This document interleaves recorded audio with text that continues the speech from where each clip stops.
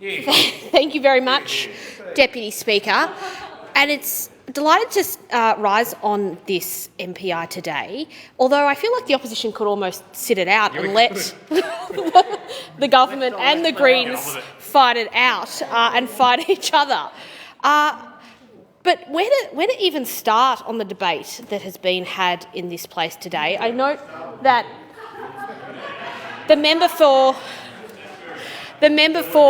Melbourne finished her contribution. She's not in the chamber anymore. She's probably knocked off, to be honest, for the day. Member for Richmond. But she did finish her contribution by asking, what is the point of the Labor Party anymore? And this is a rare moment, so bear with me. While the philosophical question is there, let me just defend the major parties for a moment. The major parties, the Labor Party, the Liberal Party, the National Party, we do have to form government, and we therefore have to have responsibility when we come into this place and we put forward issues and agendas. Unlike the Greens, who want to live in some sort of socialist utopia and come in here with their ideological points, their ideological views, and do not deal in the practical realities of modern-day Victorian society. So I think it's very rich for the Greens to come in here. We know that they hold up progress at all the times. Indeed, half of them have probably gone home for the day. But it is very rich for them to come in here and put forward this MPI here today.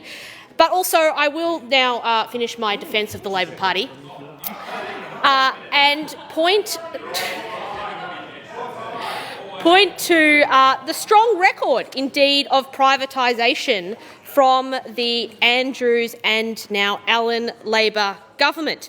But let's step back in time. I know that those opposite are keen to point back to the Kennett era and talk about the privatisation during the Kennett government. Now, if we reflect back on why the need for the Kennett government to privatise many of the assets at that time, we only have to look to the Kane and Kerner legacy that was left to the state of Victoria. And we had in question time today the Premier stand up and say she was incredibly proud of the Kane government's legacy. I'm not sure that the former Premier Joan Kerner would be proud of the Kane government's legacy, the hospital pass that she was handed at that time, and put Victoria into the worst recession in the state's history. But during the Kerner years, when she was trying to reverse some of the terrible decision-making that led to that record debt at the time, only to be outdone by the Andrews-Allen government, we saw Joan Kerner actually begin the privatisation of Victoria's power assets. It was, in fact, the Kerner government that sold 51% of Yoilang B in 1992.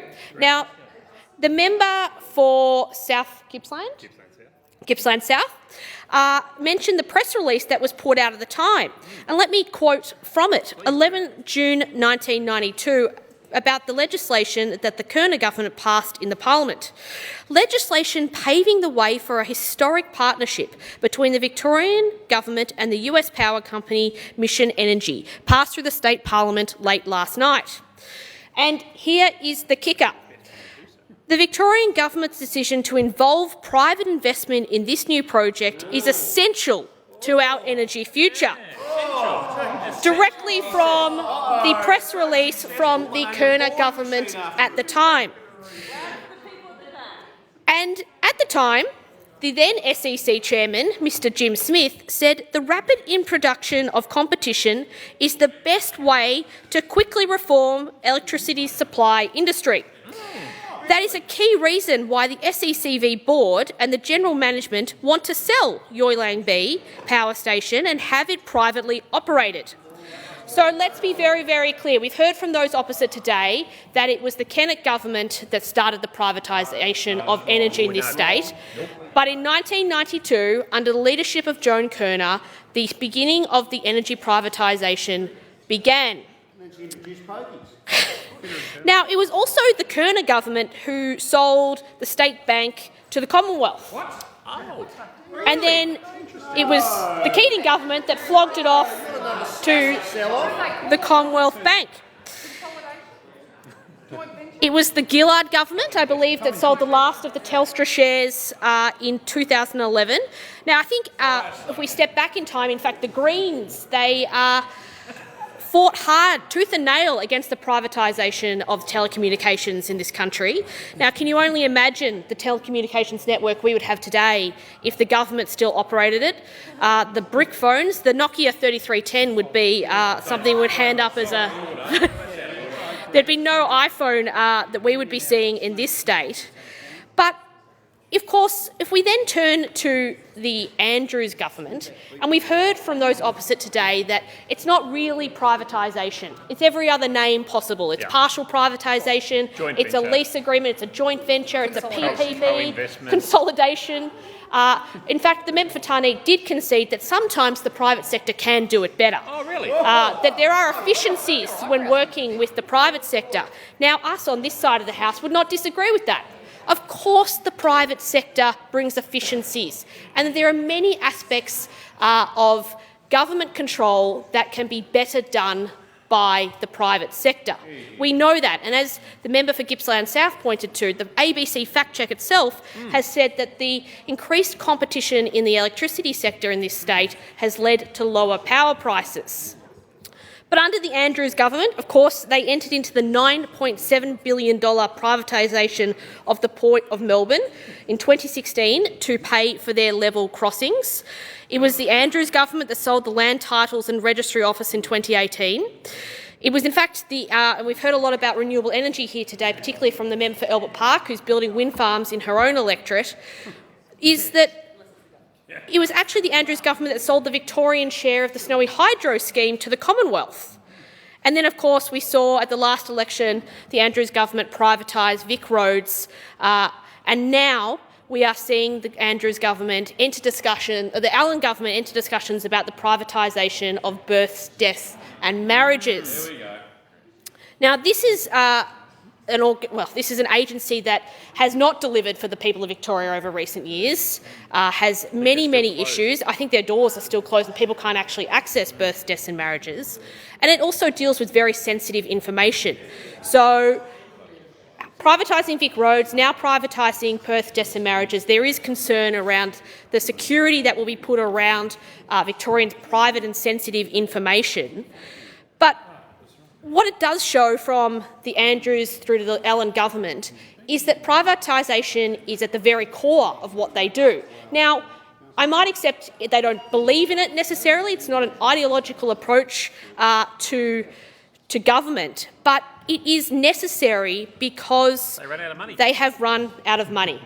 It is a revenue grab at every single opportunity.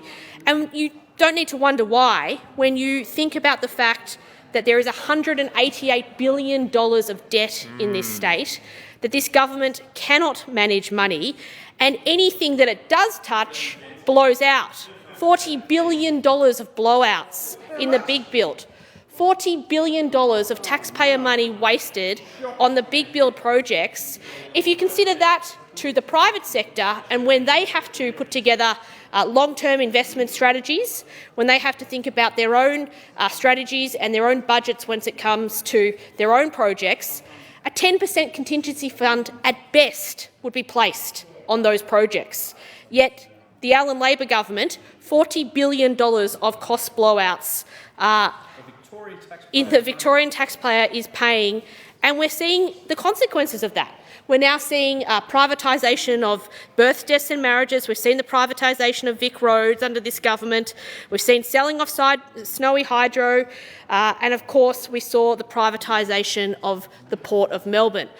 So I think the member Pauline pointed to the fact that while the Greens are pure and ideological when it comes to this issue, although we all may take issue with their lack of pragmatism when it comes to actually putting in place policies that will deliver for the state of Victoria, we have from the Allen Labor government an approach speaking out of their one mouth in terms of we don't like to privatise, we believe the state should do everything, but on the other hand, looking for any opportunity they can to sell off government assets, to sell off government agencies to pay down their record debt.